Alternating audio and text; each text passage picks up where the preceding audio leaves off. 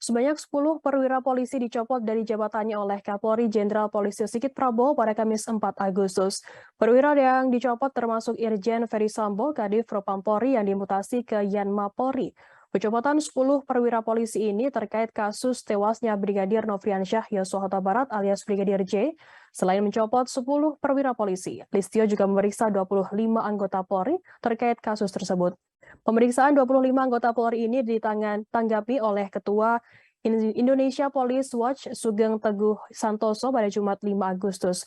Sugeng mengatakan pencopotan 10 perwira dan pemeriksaan 25 anggota Polri tersebut bertujuan menjaga nama institusi Polri.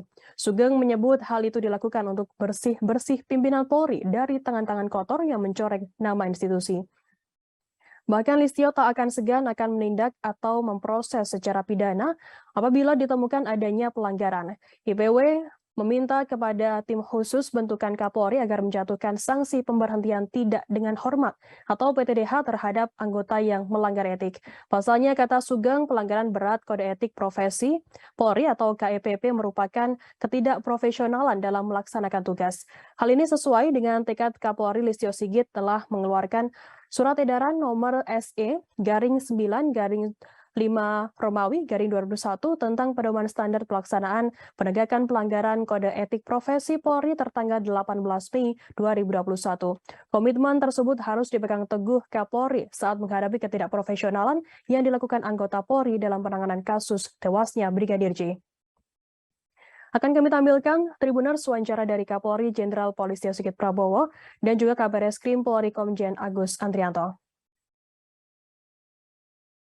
Menjadi penting bagi masyarakat yang beberapa waktu lalu mungkin menanyakan masalah terkait dengan CCTV rusak, yang tentunya ini juga menjadi hal-hal yang harus kita jelaskan. Jadi tim Dirsus yang dipimpin oleh Dewasu telah memeriksa sampai saat ini 25 personel dan proses masih terus berjalan. Mana 25 personel ini kita periksa terkait dengan ketidakprofesionalan dalam penanganan TKP dan juga beberapa hal yang kita anggap bahwa itu membuat proses olah TKP dan juga hambatan-hambatan dalam hal penanganan TKP dan penyidikan yang tentunya kita ingin bahwa semuanya bisa berjalan dengan baik. Kita telah memeriksa 3 personil Pati Bintang 3, Kombes 5 personil, AKBP 3 personil,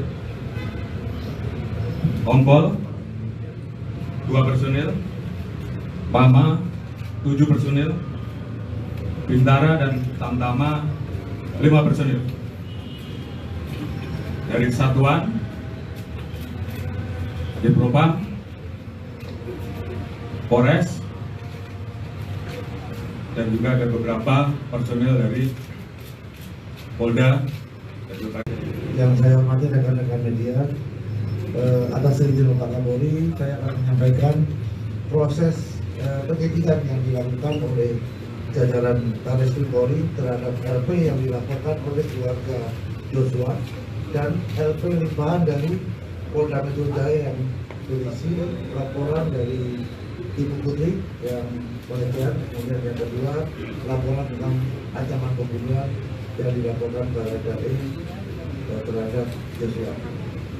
Seperti yang rekan-rekan ketahui bahwa hasil penyidikan yang dilakukan jajaran Barreskrim sudah memeriksa sampai dengan hari ini 43 saksi. 1 orang sudah ditetapkan sebagai tersangka.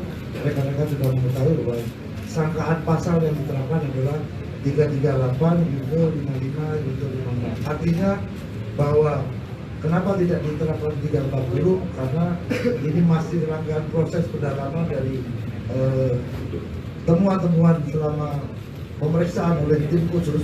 Terima kasih sudah nonton. Jangan lupa like, subscribe, dan share ya.